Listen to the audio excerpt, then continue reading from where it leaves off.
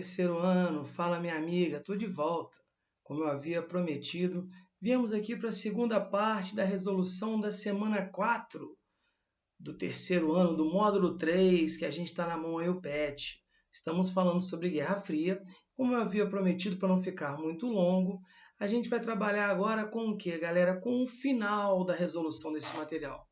A Revolução Socialista Chinesa.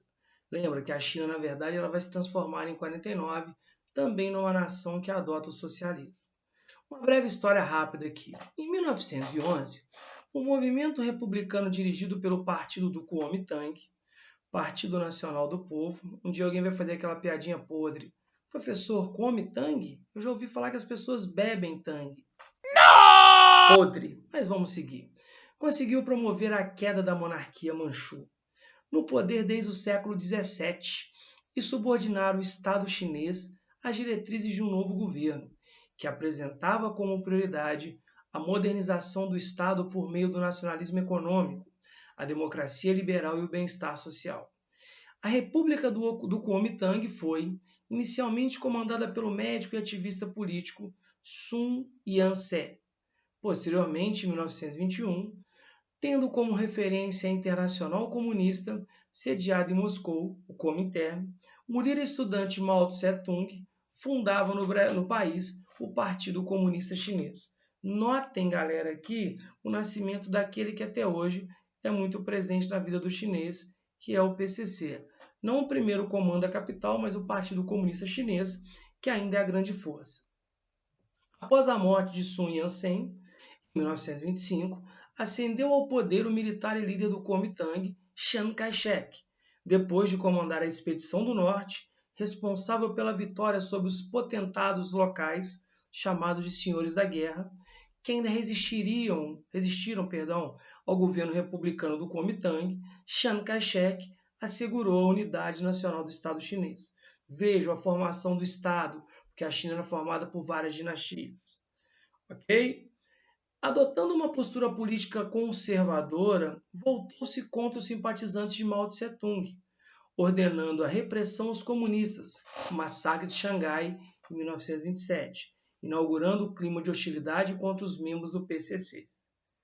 Em 1931, a partir das províncias meridionais de Yunnan e Jiangxi, Mao Tse-tung articula um movimento revolucionário contra as forças do Kuomintang, defendendo a tomada do poder através da luta armada orientada pela tática de guerrilha. Vejam que eu tenho na China uma briga entre os nacionalistas, vejam vocês, galera do Kuomintang, versus os chamados comunistas, seguidores de Mao Tse. Ok? Então, beleza, galera. Para fugir ao cerco das tropas de Chiang Kai-shek, entre outubro de 34 e outubro de 35, Mao Tse-tung empreendeu com um exército de 100 mil integrantes a longa marcha, atravessando 10 mil quilômetros do território chinês, com o objetivo de instalar no noroeste do país uma base para sua ação revolucionária.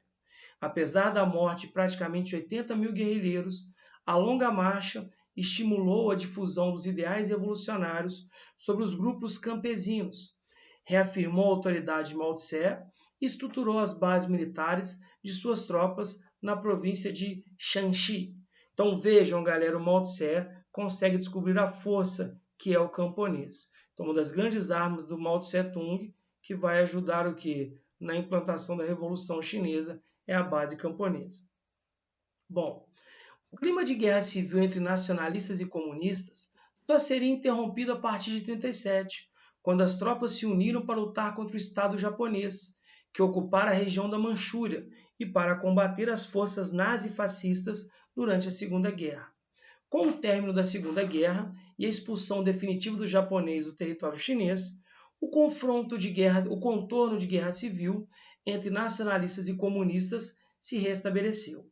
Após 4 anos de enfrentamento, Mao Tse-tung derrotou as tropas de Chiang Kai-shek, instalando o regime socialista no país, a partir da criação da República Popular da China.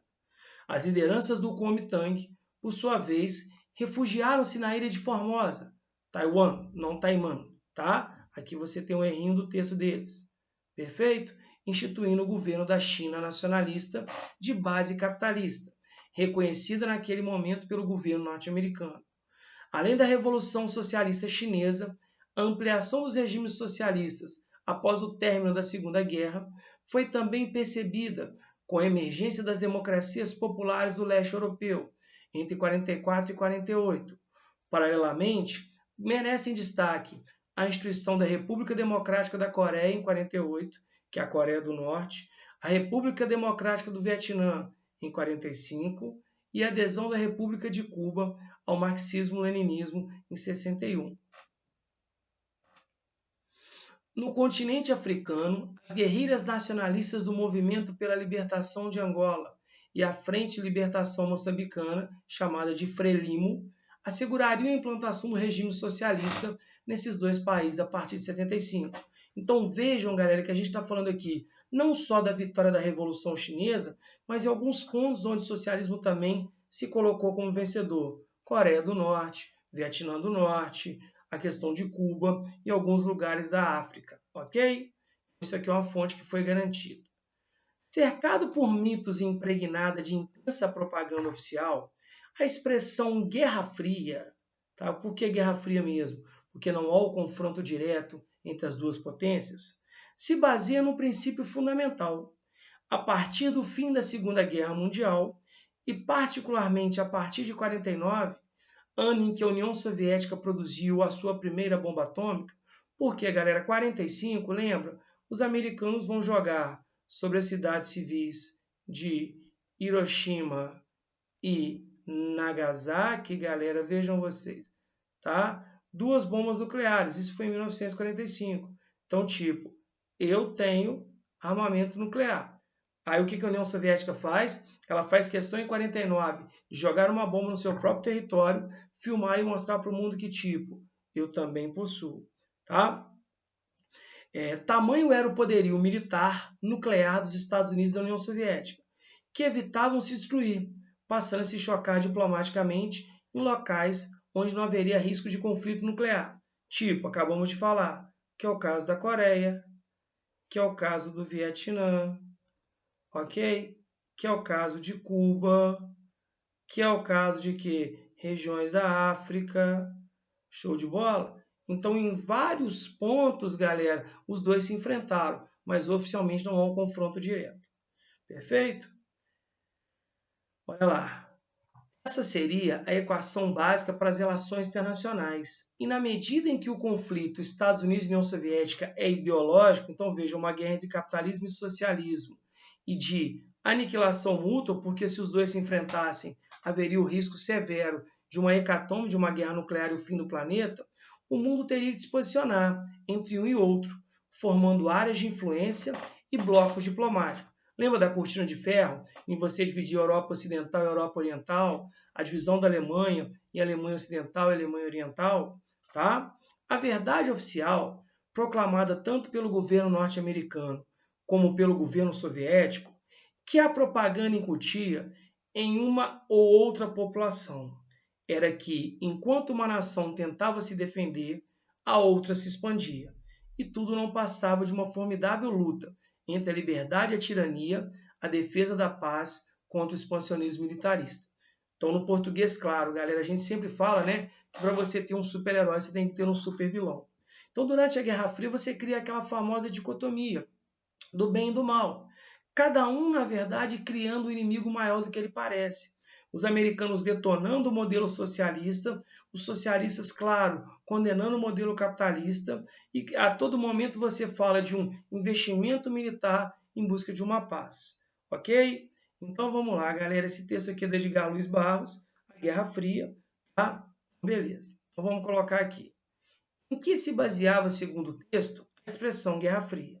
Então, como a gente viu, né, galera? Como a gente vem trabalhando, a ideia da Guerra Fria ali, quando ele fala de uma guerra ideológica, entre duas ideologias muito claras, capitalismo e socialismo, e de uma possível, o quê, galera? De uma possível contenção de uma guerra nuclear.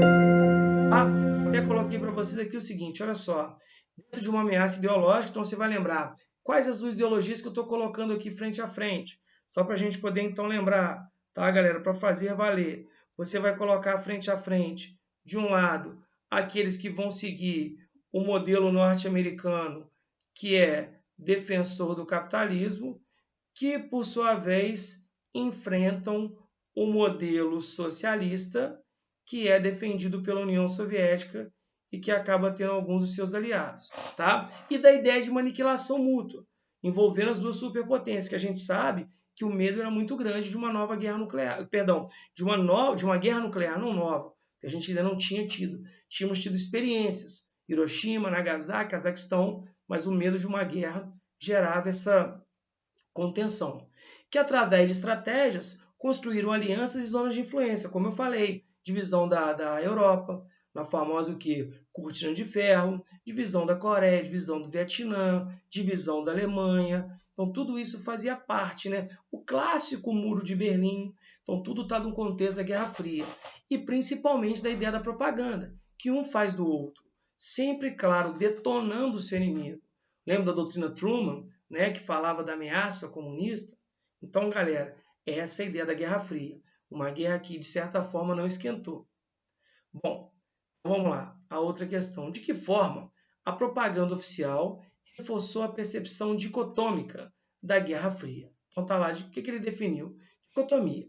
Uma partição de um todo, ou um conjunto em duas partes, subconjunto. Em outras palavras, esse par de partes deve ser conjunto exaustivo, tudo deve pertencer a uma parte ou a outra, e mutuamente exclusivo. Nada pode pertencer simultaneamente a ambas as partes, ou seja, o que é capitalismo e o que é socialismo. Então, o que a gente consegue perceber, galera? Que há uma ideia de uma percepção de divisão. O que eu coloquei? Olha, ao considerarmos que o conceito de dicotomia está ligado à proposta de duas partes opostas, a propaganda oficial, muito mais usada pelo capitalismo do que pelo socialismo, porque o capitalismo ele vive de consumo e vive de propaganda, tá? Serviu para reforçar a ideia de bem e mal, defendida pelos respectivos governos. Se você perguntar para a União Soviética, o mal é os Estados Unidos. Se você perguntar para os Estados Unidos, o mal é o soviético, tá? Que justificava suas ações como reação à parte rival. Então, o que um faz, o outro, por sua vez, reage. Lembra? Poxa, os Estados Unidos organizaram a OTAN em 49, a União Soviética em 53 cria o Pacto de Varsóvia. Então você realmente vive aquela dicotomia entre a luta entre a liberdade e a tirania, a defesa da paz contra o expansionismo militarista. Repito, um não vive sem o outro, criando essa ameaça. Ok? Então a Guerra Fria ela realmente vai perdurar e ela vai deixar algumas sequelas. Então, galera, mais uma vez eu agradeço a participação e a colaboração de vocês. Espero ter me feito entender. E aí, galera, continue com a gente. Como eu falei, vá lá, ativa a notificação, dá um like, porque pode ajudar muito. Ok? Grande beijo, até a próxima. Fiquem com Deus. Tchau, tchau.